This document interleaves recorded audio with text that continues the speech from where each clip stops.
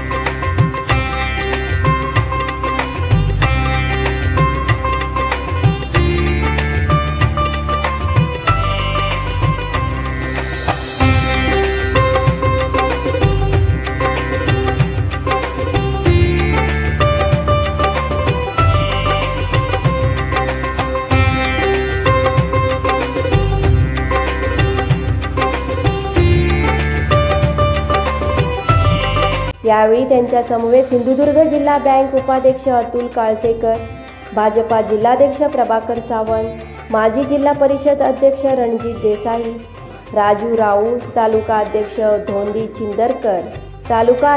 धोंडी चिंदरकर, महेश मांजरेकर, राजू परुळेकर, माजी नगरसेवक आप्पा लुडवे, विजय केनवडेकर, बंड्या सावंत आदी पदाधिकारी उपस्थित होते।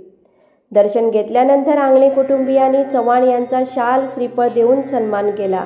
त्यानंतर चव्हाण यांनी भाजप कार्यालयात पदाधिकारी व कार्यकर्त्यांच्या भेटीगाठी घेतल्या। नंबर 1 निर्धार न्यूज, आंगणेवाडी।